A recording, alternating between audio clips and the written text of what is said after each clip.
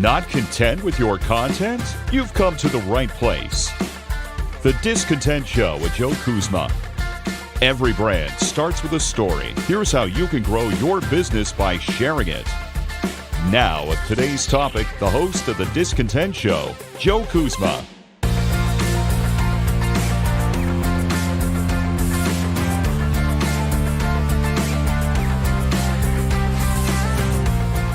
Hello, everyone, and welcome to The Discontent Show. My name is Joe Kuzma, and I have a very interesting topic for you today. It is called Get to the Point, which each and every one of us is very guilty of, and I could even say that by delaying getting to the point in this very episode, I can tell you that last episode and some of the other ones were more or less about stretching out some of your content, getting a little more for your money. But if you stretch it a little too much and you don't get to the point, well, you're going to have some issues. So jumping right into it, sometimes if you're in the podcast realm or you're even a writer, a lot of times you'll have this big build-up, this big introduction, introducing, doing all these other things. And if you happen to be fortunate enough to be in a line of work at content marketing, such as podcasting, for example, where you have sponsors that you have to address and things of that nature, you could end up going 4 or 5 minutes before you actually get to an actual point. So I was reading an article, as I tend to do, and this kind of converged with my idea of getting to the point, and it was called The 7 Capital Sins of Brevity. It comes from a website called thebrieflab.com, and this actually comes from someone that was writing their own book, and they had discovered some problems. This is a Joe McCormack, and he speaks about, why people struggle with brevity, and that's just getting to the point, keeping things as simple. The KISS method, I say this all the time. KISS, keep it simple, sweetheart, or stupid, or whatever you want the final S to be. It could just be one single S if you just keep it simple. So, according to Joe here, a different Joe, great name by the way, the 7 capital sins of brevity include cowardice. It takes courage to be clear and definitive. Stand out and say what you mean, because what if somebody else doesn't agree? At least in the podcast medium, you're not even safe there, to be completely honest. Even if you're writing on a blog, you put something on social media, if you put it out there, I'm sure some of you have heard the word hot take before, and people, what that means is it's something that it's going to be hot. It's going to be something that people doesn't necessarily agree with you on, and if that happens, that might make it harder for you to get right to the point. You say something and you just need the courage to be able to say what it is. Speak your mind, and also don't be afraid to back it up too if it should come down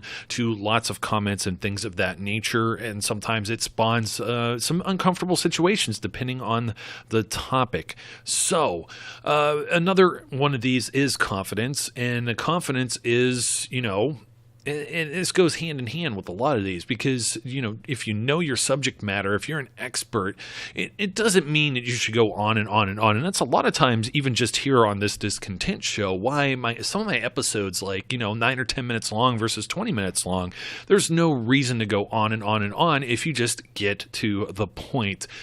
Callousness, another one here. People that know they're long-winded and they really don't care. Raise your hand. I'm guilty of this. Definitely. I could speak forever. And it's not that I don't care, but as this says, it's like people believe what they're saying is important. It may be more important than anything anyone else has to do. So just kind of keep that in mind. You need to come up for wind at some point. Comfort.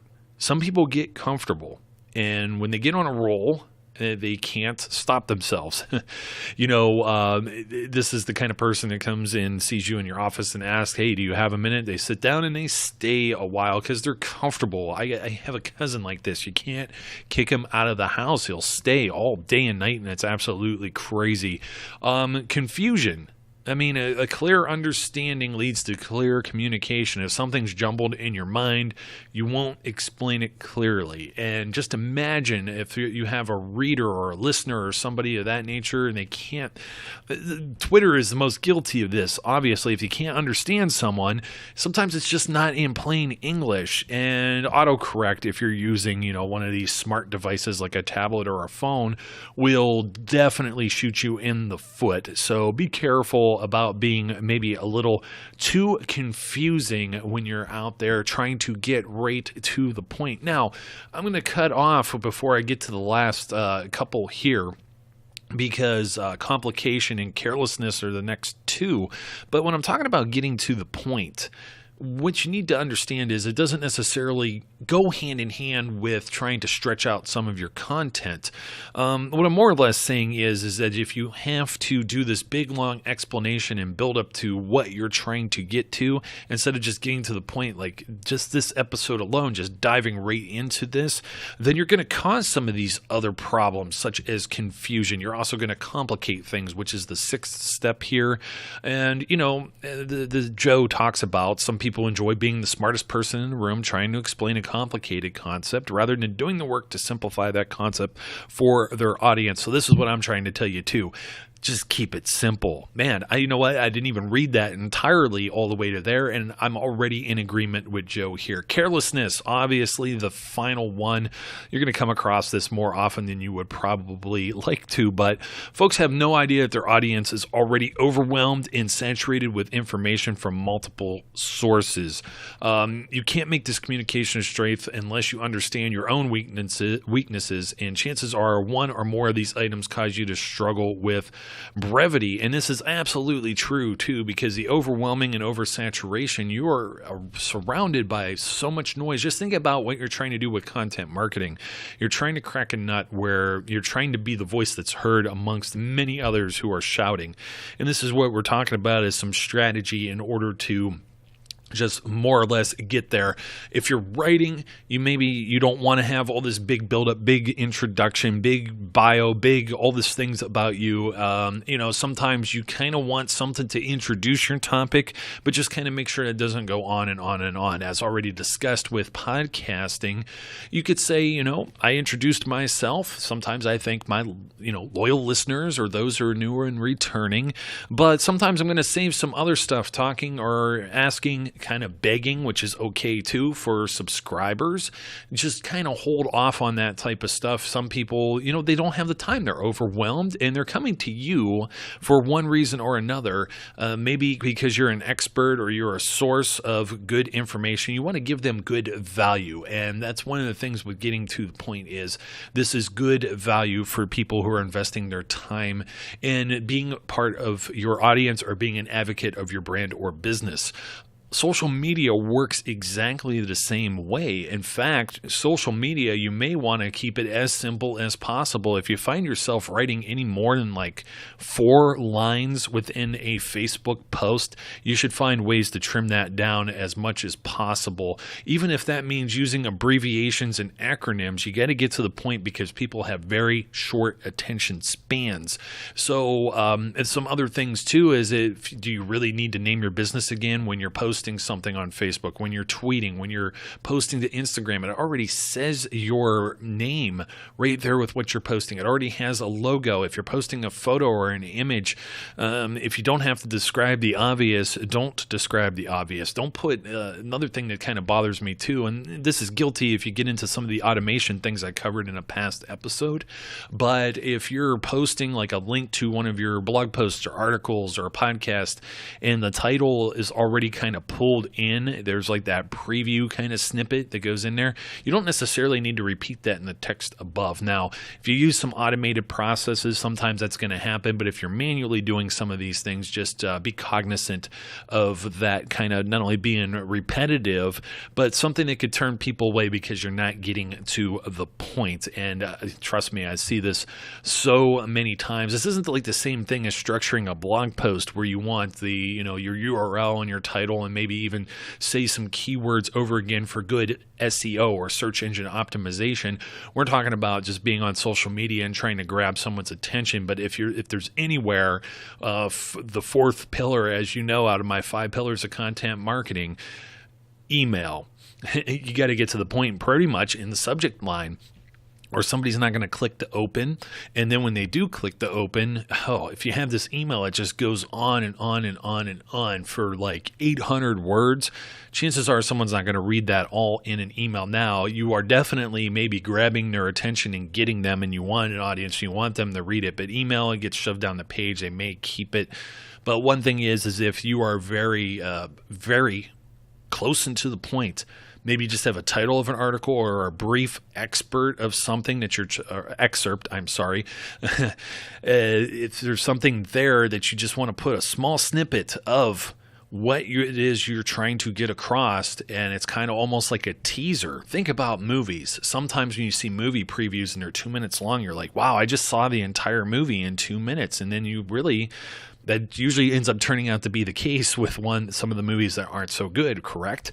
But if you have like a movie and it kind of gets you for 30 or 60 seconds or so of your attention or your attention span, it's a good teaser, and that's what you kind of want to do with email. Social media is a teaser too, because you're really using that as a conduit if you're doing this all properly to bring people back to you, back to your website, back to your blog, subscribing to your podcast, maybe even over to your YouTube channel if you're promoting that through all of these different types of platforms that are out there. So once again, try and use these techniques to try and get direct and to the point. Just make sure, just be too careful here not to be so brief that then you are also complicating or confusing or doing some other things of that nature. So once again, those 7 capital sins of brevity, and they all happen to begin with the C, which I find kind of ironic: cowardice, confidence, callousness, comfort, confusion, complication, carelessness. So try and avoid some of those. Just all that you really need is just enough confidence and not too much of a comfort level with your audience to where you are brief and you get to the point. Don't cause confusion. Don't overcomplicate things. And of course, don't dumb it down just so much that you don't even have a KISS method and you're just being careless. I hope this episode helped you out. Of course, as I always say, don't forget to subscribe, and you could always ask some questions in the comments or shoot me a message over on my website at joekuzma.com. I encourage, as every time I do on the Discontent Show here, you're not content with your content, but I want all the listeners out there to be safe, be good, and I'll catch you later. Hi folks, this is Joe Kuzma. No, don't worry, you're not hearing things twice. I'm just here to say from the bottom of my heart, thank you for listening to today's show and being a follower and subscriber of the Discontent Podcast.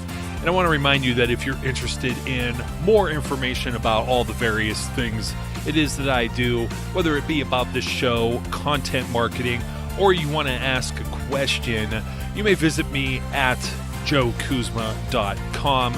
That's JOEKUZMA.com. Or you can follow me as well on Facebook. Make sure you get the page and not the personal profile. Sorry, it's only for friends and family.